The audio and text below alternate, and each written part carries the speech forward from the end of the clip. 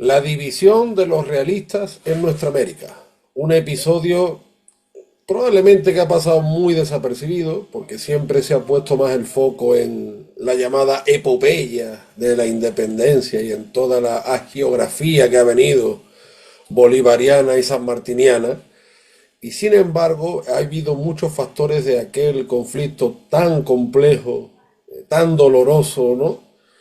Y tan digno de estudiarse que sin embargo en nuestros países pues solo se ha incidido en esa visión, yo diría que idolátrica, acerca de los llamados libertadores. Y bueno, pues como el pana Emilio Acosta y a mí nos gusta siempre meter el dedo en la llaga, hoy venimos con este tema. ¿Qué pasó entre los realistas de la América Española y más en un momento determinado, no, pana?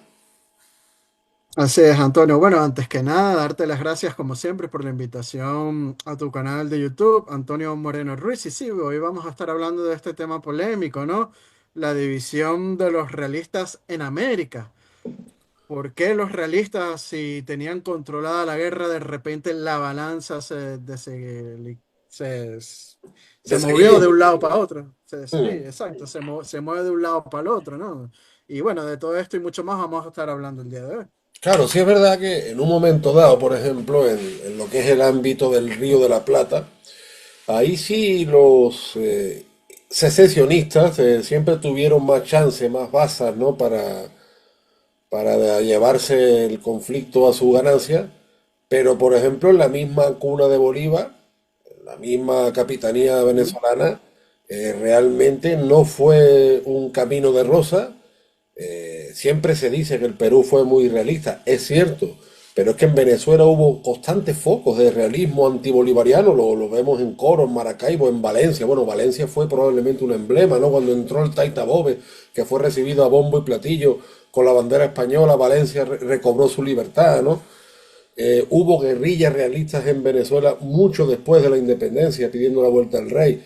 Entre los territorios de Argentina y Chile también, con los hermanos Pincheira. Y luego tenemos el caso de México, el caso de la Nueva España, mejor dicho. Un caso que, claro, nos hemos centrado muchas veces en el sur, pero el caso novohispano es realmente Ujú. justo en esta época que queremos tratar. Sobre todo yo creo que el trienio liberal de 1820 a 1823, cuando se produce el total desequilibrio. Bueno, pero en la Nueva España, los independentistas, si uno se pone frío, por así decirlo, no ganaron Ujú. la guerra. O sea, fueron los mismos realistas los que acaban proclamando la independencia. A tal punto que tanto Iturbide como Santa Anna, como nos recuerda Tomás Pérez Bejo, habían sido realistas. Como realista fue Páez en Venezuela, que ese dato se Ujú. suele omitir, tú lo sabes. O, por ejemplo, realista fue también Ramón Castilla, que acabó siendo presidente de la República del Perú, ¿no? Sí, bueno, lo de Páez en su autobiografía, él dice que es mentira, que él era realista, que esas son acusaciones, pero bueno, hay fuentes como José Domingo Díaz que dicen que sí efectivamente estuvo comandando, o bueno, comandando no, peleando en las tropas realistas, ¿no?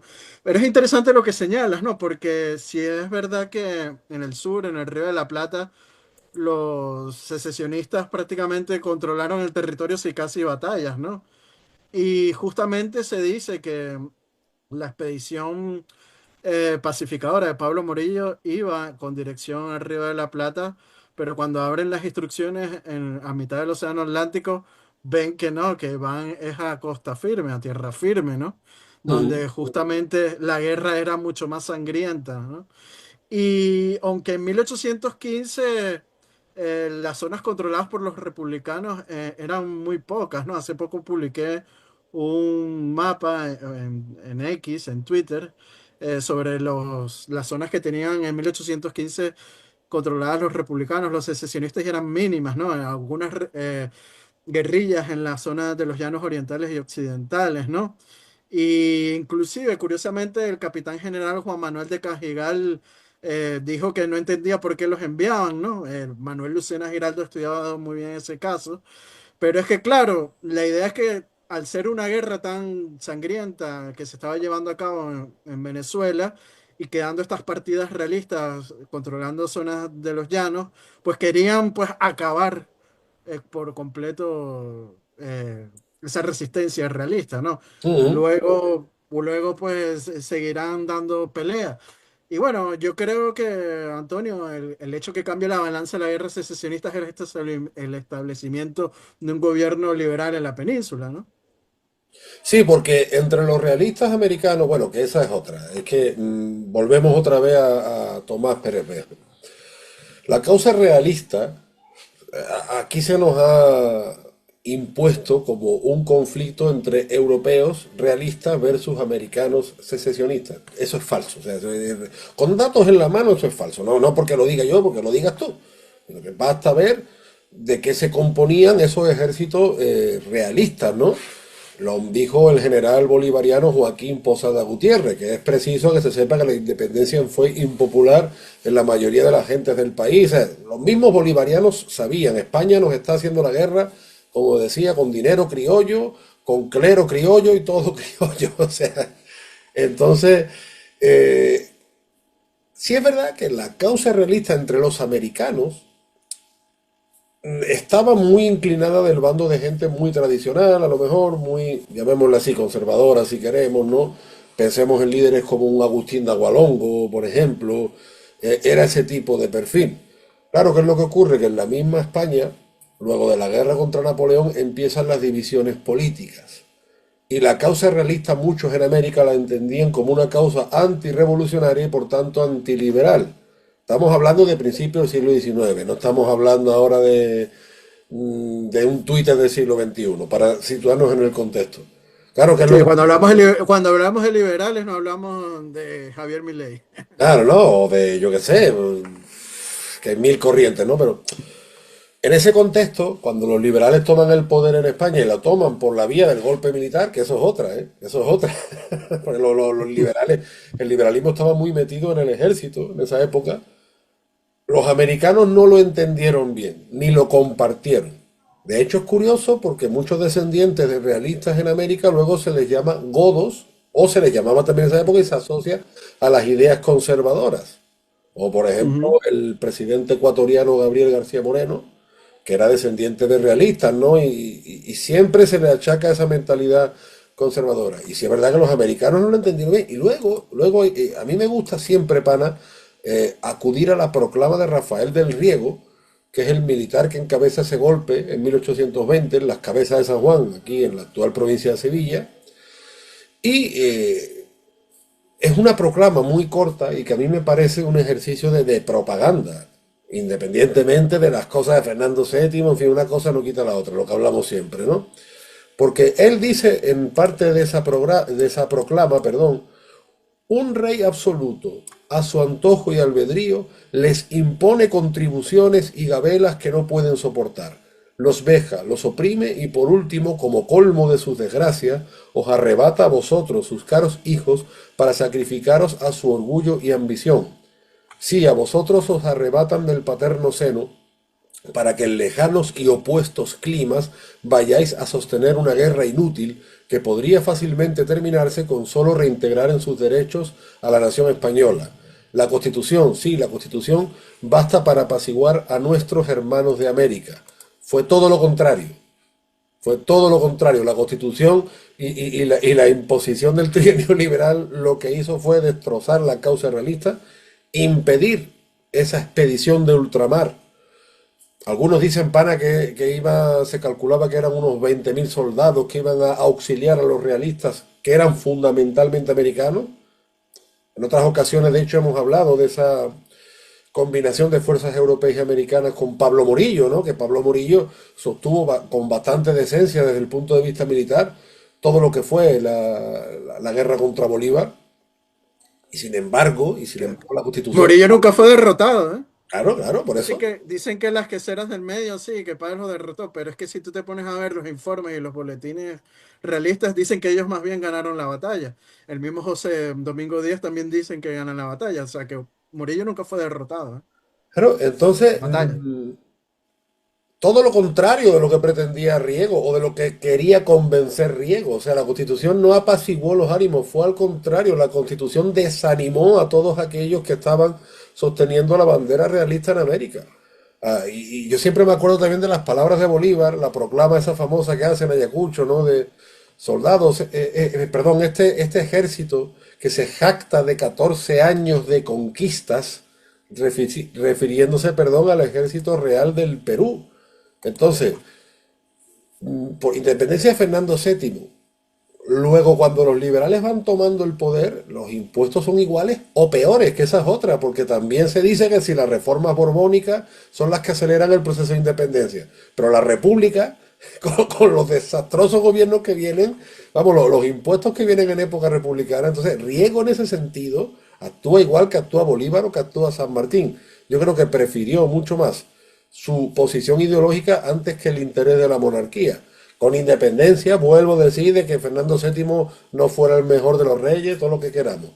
Pero ese acto, primero, pana, de impedir la expedición de ultramar y segundo, intentar hacer creer que el trienio, la constitución, el liberalismo iba a apaciguar a los americanos, fue todo lo contrario. Todo. No, más bien, los criollos veían la Constitución de Cádiz como una constitución muy revolucionaria, ¿no? Y muchos dicen, pero las repúblicas también tuvieron constituciones, pero no eran tan revolucionarias como la Constitución de Cádiz, por ejemplo, la Constitución de 1811 de Venezuela. El voto era nada más para las personas que tenían ciertos bienes y dinero, ¿no? Y padres de familia, o sea, era muy, por una clase muy cerrada, para los mantuanos nada más, ¿no? Sí, porque era la época Pero, además del sufragio censitario, o sea, que eso del exacto. sufragio universal ni se contemplaba. Vamos, Sí, no, no, bueno, tampoco en la de Cádiz, no, claro, pero por eso digo. En la de Cádiz decían que eran súbditos los de ambos lados del Atlántico, ¿eh? O sea, los indígenas también se le consideran súbditos. Algo que a los mantuanos no les gustaba mucho esa idea, pero bueno, ese es otro tema, ¿no? El hecho que cambia, como hemos dicho, la balanza de la guerra secesionista es el establecimiento de un gobierno liberal en la península. En América, las noticias fueron mal recibidas por los realistas que estaban en plena lucha contra los insurgentes. La mayor parte de los criollos realistas, como hemos dicho, eran partidarios del antiguo régimen y no querían un gobierno liberal. Agustín Iturbide lo señala en 1821 mediante un oficio y carta en la que dirigió su plan de independencia al virrey conde de Venadito, ¿no? Si quieres lo cito brevemente, Antonio. Ujú. Abrimos Claro las que sí. comillas. Estas son las palabras de Iturbide. Yo no he creído ni creeré, vuestra excelencia, sin duda que nuestro amado y desgraciado rey haya adoptado voluntariamente un sistema que no solo es contrario a las prerrogativas que fueron anexas a la corona que heredó de sus augustos predecesores, sino que destruye los sentimientos piadosos de que sobreabunda su corazón y de que tan constantes, repetidas e innumerables pruebas nos tiene dadas. No se persuade vuestra excelencia que si México le llamase para que reinara pacíficamente dejando al clero secular y regular en el mismo goce de sus fueros por una constitución moderada y al mismo tiempo le dejase en el goce de muchas preeminencias justas y razonables de que ha sido despojado, vendría volando a disfrutar en tranquilidad de su cetro, a ser feliz y a hacer la felicidad del Anahuac. Sí, sí, no puede dudarse, sea pues vuestra excelencia quien haga el mejor servicio al mejor de los reyes. Adoptes el plan que debe paralizar los proyectos de revolución desastrosa que se anuncian por todas partes. Fin de la cita. Aquí vemos que para los criollos era una constitución y un gobierno muy revolucionario. Y en Perú, inclusive se dan enfrentamientos entre los mismos realistas. Cita el historiador Gil Montero en su obra Las guerras de independencia en los Andes meridionales lo siguiente. Con tu permiso cito, Antonio. Claro, claro, sí. Abrimos comillas. El ejército realista también sufrió divisiones internas. La más importante fue la sublevación de Olañeta, un general español que desconoció la autoridad del virrey La Serna por haber sido nombrado durante el golpe militar de Rafael del Riego en España.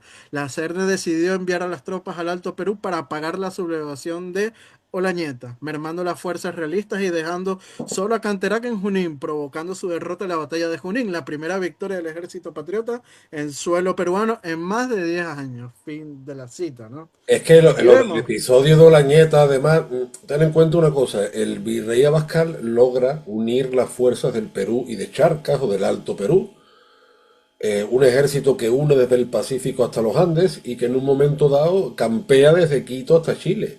Y de hecho ese ejército estaba lleno de chilenos, como dice otra vez Tomás Pereveo, al que le tenemos muchísimo aprecio, había más chilenos que peninsulares en ese ejército. Y claro, esa guerra civil entre los mismos realistas lo que provoca es una división entre la zona del Alto Perú, porque allí se acantona Olañeta. Hay episodios, yo diría que para que medio surrealistas, porque Olañeta incluso llega a una especie de tregua pactada con los bolivarianos. Es una cosa, la verdad, por un lado, primero que si Pezuela, que si la Serna, que si Olañeta. Y era un ejército formidable, el ejército real del Perú. Es digno de estudiarse ese ejército.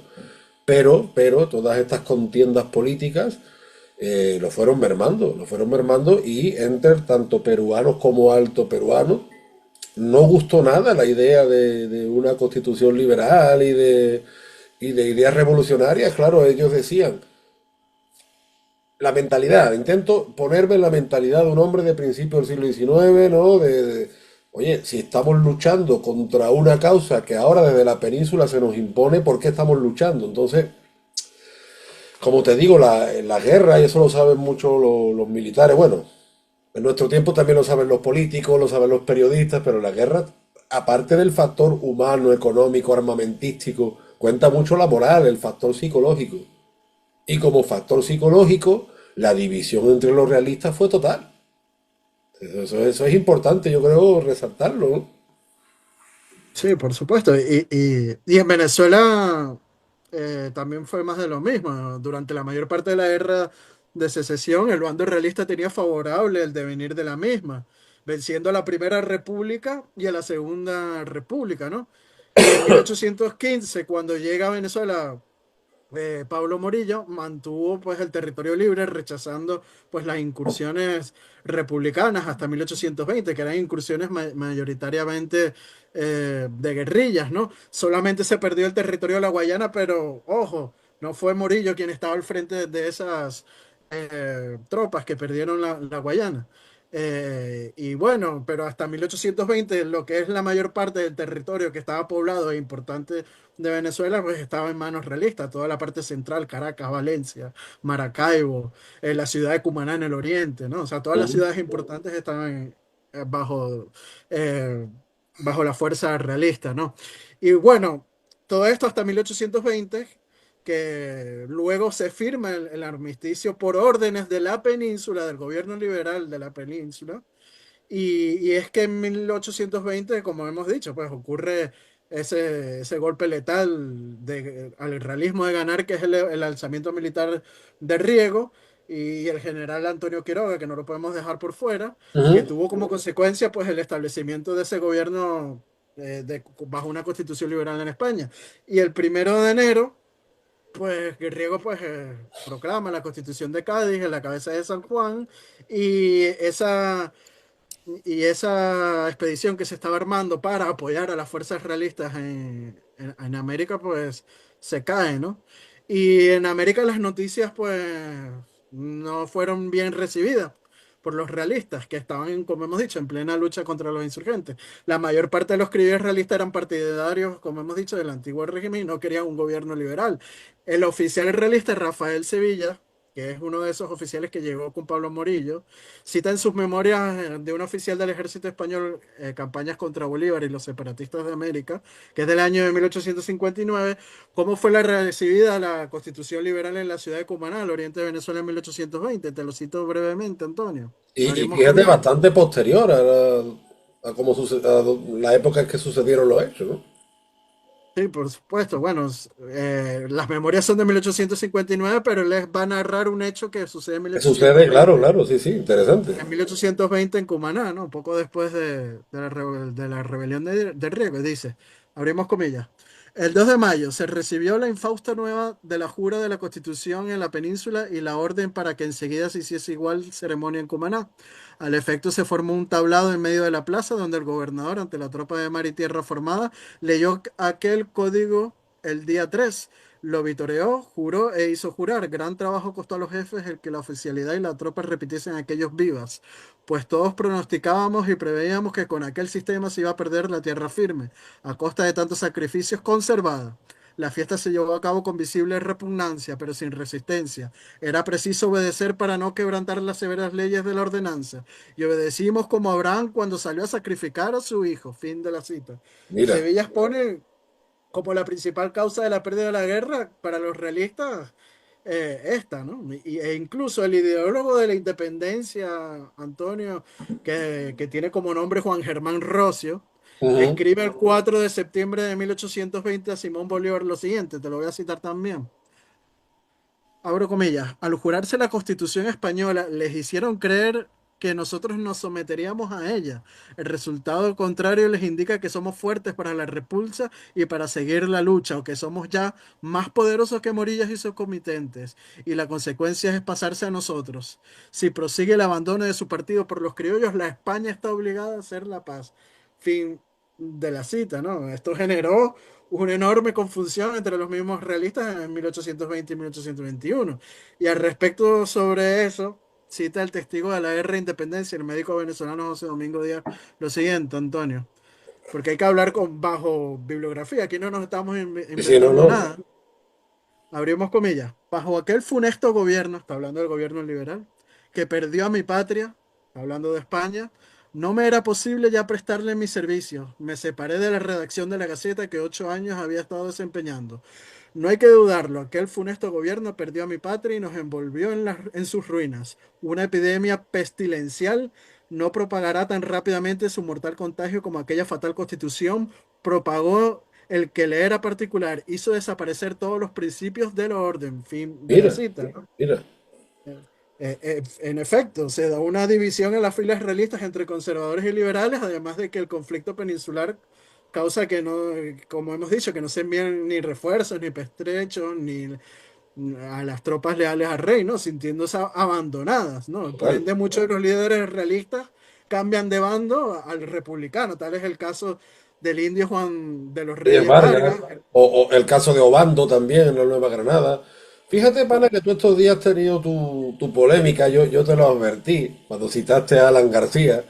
Esa tesis la desarrolla Alan García en un libro que es El Pizarro, el Rey de la Baraja, que yo tuve oportunidad de comprármelo allí en Lima cuando yo vivía en el Perú, al poco tiempo de salir el libro. Yo es un libro que recomiendo. Yo sé, a ver, yo sé que Alan García no era historiador, pero expone un... Y además él utiliza datos muy interesantes. Claro, ustedes me dirán, pero el libro de Pizarro, sí, el libro de Pizarro. Pero Alan García saca una conclusión interesantísima en ese libro, porque es un libro enfocado en la historia del Perú a partir de Pizarro, que el Perú no se entiende sin Pizarro, y ahora gracias a Dios que su estatua está en un sitio preeminente como siempre debió haber estado y como lo estuvo en el pasado. Bueno, que me lío. Otro día hablaremos de Pizarro. Dice Alan García Pana en ese libro que el verdadero héroe de la independencia no debería ser considerado ni Bolívar ni San Martín, sino Riego, que fue el que dividió a los Sí. realistas y el que provocó un socavón, ¿no? En toda la causa que se estaba defendiendo, especialmente en el Perú, aunque yo, sin desmerecer lo que era el realismo peruano, vuelvo a repetir que realistas había en Venezuela, que realistas había en, no digamos en la Nueva España, ¿no? No solo en el Perú, pero bueno. Esa conclusión de Alan García a mí me parece muy inteligente y perspicaz por su parte. Y dentro de la división de los realistas, también hubo divisiones en el otro bando, en el bando independentista. Lo que pasa es que no sé si más bien la historiografía, más bien la narrativa, se empeña en presentarnos a Bolívar como el poli malo y a San Martín como el poli bueno. Ya esto lo encuentro de una pesadez, de verdad, porque es que además la documentación no sostiene esta historia. O sea, San Martín y Bolívar fueron personas que en todo caso el supuesto enfrentamiento que tuvieran era por sus ambiciones personales, que gobernaron como si fueran hacendados repartiéndose chacras, que no tuvieron visión política ninguna y que traicionaron a su ejército porque no solo San Martín fue durante más de 20 años soldado español, pero no solo soldado español, pana, soldado que juró lealtad al rey, como se hacía en el antiguo régimen. O sea, fue durante 22 años un soldado borbónico, como lo fue Blas de Lezo. Ojo, ojo con esto, ¿eh? Y Bolívar también perteneció a las milicias y perteneció a una familia que había formado parte del poder español, como recuerda don Tomás Perevejo, que ya lo hemos citado 4 o 5 veces, desde finales del siglo XVI. Ojo, ojo con esto, ¿eh? Entonces, igual que hubo esa división entre los realistas, las divisiones entre los secesionistas, muchas veces, o sea, no al igual que hubo con los realistas, perdón, La división de los realistas es posible que venga motivada también por temas personales, pero por supuesto por este motivo político. Pero la división de los secesionistas muchas veces fue por temas personales, por ambiciones y en fin. Y claro, todas esas injusticias que supuestamente decían denunciar, acudiendo a ese pasado austracista rosa, ¿no? Pues después fue mucho peor el remedio que la enfermedad, objetivamente hablando, y hasta hoy, ¿no? Sí, es que en Perú se tiene una imagen de San Martín como de polibueno, ¿no? De que no fue sangriento ni nada por el estilo. Y hay que decirlo, las guerras no se hacen con flores, se hacen con plomo y con cuchillo, como dije hace poco en ese video analizando a Alan García, ¿no? Que dice que el Perú no quería la independencia, en ese video de Alan García, ¿no? Y nos olvidamos que, por ejemplo, San Martín tuvo que apoyarse en muchos mercenarios británicos como Lord Cochrane, ¿no? Que muchos dicen, no, pero esa expedición la pagó el gobierno de Chile.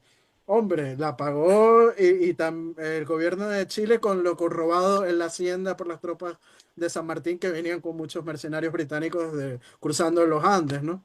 Y inclusive hay más de 600 No, lo que sí es verdad que legionarios británicos. San Martín supo aprovechar la división de los realistas como al final la acabó aprovechando Bolívar, eso también está claro, ¿no?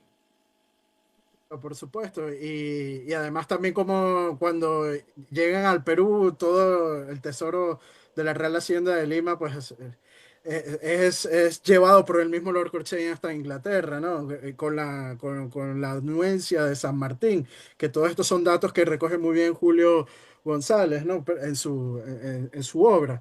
Pero apartando esto de la imagen de San Martín como poli bueno y de Bolívar como poli malo, hay que decir que los dos fueron nefastos para el devenir del Perú, ¿no? Pero yéndonos al tema central, es que, claro, en efecto, el gobierno liberal en España se da una división en las filas realistas, como hemos dicho, entre conservadores y liberales. Además de que el conflicto peninsular causa que no se envíen, como hemos dicho, ni refuerzos, ni pertrechos, a las tropas leales. Líderes realistas cambian de bandos a republicanos, como habíamos dicho, el indio Ujú. Juan de los Reyes Vargas, el padre Andrés Torrella o el mismo Braulio Fernández, y vendrán las victorias republicanas en las batallas de Carabobo en 1821, las del lago de Maracaibo en 1823, el asedio de Puerto Cabello en 1823, la batalla de Junín en el Perú, la de Ayacucho, que sellarán pues la guerra quedando pues solo partidas guerrilleras realistas. Es más, el mismo Simón Bolívar reconocía que si la revolución liberal en la península no hubiera ganado la guerra, como cita muy bien el historiador venezolano Tomás Estraca en su obra La voz de los vencidos, si quieres te lo cito Sí, claro, brevemente, claro. las palabras del mismo Bolívar, abrimos comillas. Nuestra causa, recordemos, dijo el libertador, entonces se decidió en el Tribunal de Quiroga. Recuerdas que dije que no nos podemos olvidar de Quiroga, ¿no? Que es uno de los Ujú. cabecillas justamente Sí, sí, del sí. levantamiento del Riego, ¿no? Está al lado Quiroga. Y el mismo Bolívar dice, gracias a Quiroga es que ganamos la guerra. Sí, sí, no, definitivamente. O sea, por eso siempre me gusta cuando hablamos de estos temas ir a la proclama de Riego, porque fue justo lo que él proclamó lo que pasó.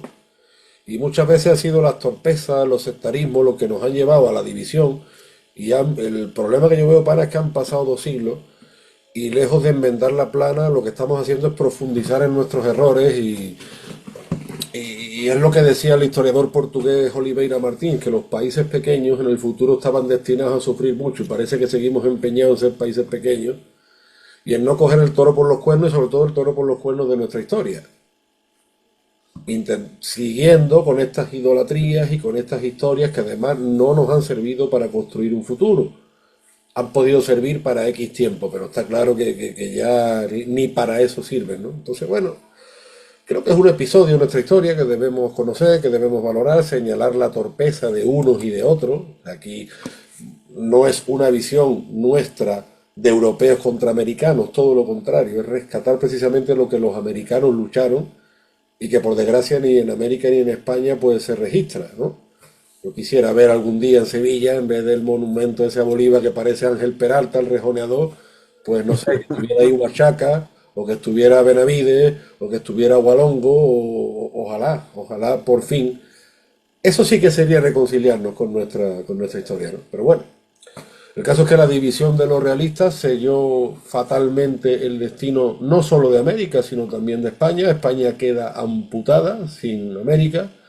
España empieza un siglo XIX errático, dividido entre no sé cuántos pronunciamientos militares, no sé cuántas guerras civiles, encajonada en el extremo occidental europeo, perdiendo oportunidades, como lo hablamos en su día, como la posible reintegración de Santo Domingo, que al final no se dio.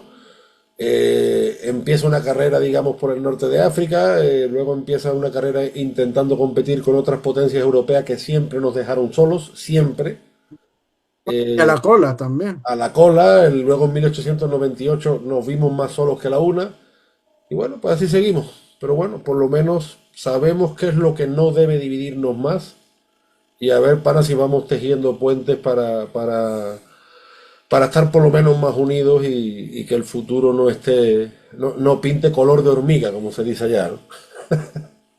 Sí, la unión está en la fuerza y este futuro, como hemos dicho, son de bloques, ¿no? Lo estamos viendo últimamente muy bien, ¿no? Con todo lo que está sucediendo a nivel global, ¿no? Bloques políticos por un lado, por el otro, está China, está Estados Unidos, y divididos en pequeñas repúblicas como estamos, en pequeños estados, pues no vamos a hacer esa fuerza que pudiéramos para enfrentarnos a esos bloques, ¿no?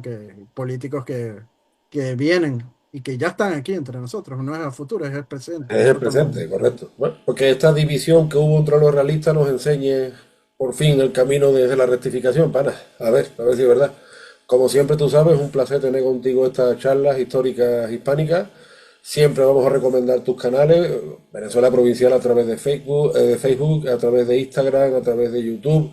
También recomendamos tus peleas con el mundo. Esta semana ha sido fructífera y Uf, prolífica con esto de Alan García. sí. Te dije, y yo sostengo que la idolatría sanmartiniana es peor que la bolivariana, y aquí tienes una muestra. Bueno, yo creo que han llorado más que los bolivarianos, ¿eh? Así que bueno, es que como digo, la imagen de San Martín está más endiosada que la de Bolívar, porque Bolívar ha pasado por un revisionismo histórico últimamente, tanto en Colombia como en la misma Venezuela y en otros países de la región, pero a San Martín no se le ha aplicado ese revisionismo histórico. Yo creo que es hora que se empiece a revisar un poco más la figura de San Martín, ¿no? Sobre todo en países como Argentina y el Perú, que lo tienen muy endioseado. Sí, no, y aparte Bolívar sí se conoce muy bien sus cartas, San Martín no está tan estudiado en ese sentido, entonces eso muchas veces juega con la ventaja. Pero bueno, pues siempre recomendamos tus canales, a nuestros suscriptores de Patreon, muchísimas gracias. Aquí seguimos, Patreon Venezuela Provincial, Patreon Antonio Moreno Ruiz. Ustedes saben que en Twitter estoy como Andaluz Indiano, y bueno, pues Dios mediante volveremos con otros temas hispánicos. Sí, pero no nos olvidemos, Antonio, de darle un saludo y abrazo a nuestros Ah, mecenas y patrocinantes, como lo son Gabriela Arrieta, Ángel Suárez, Juan Cristóbal García, Lomeli Sam, Domingo González, Miguel Curvelo, Jan Rosales, los miembros de nuestro canal de YouTube, África del Valle, y Antonio Miriaquian, y también a... mi paisano Fran García, y además ha salido un momento, mi hija la mayor, que ha salido de espontánea en el vídeo, transmitiendo por aquí, pensaba que no Con iba a... cosas del en vivo. Es su contribución a nuestro programa. Así es. Listo, pana, pues Dios mediante pronto volvemos. Te mando un fuerte abrazo desde el puerto y la puerta de las Indias. Y yo otros de la Bella Corte de Madrid, Antonio. Hasta la próxima. Chao, chao, hasta luego. Adiós.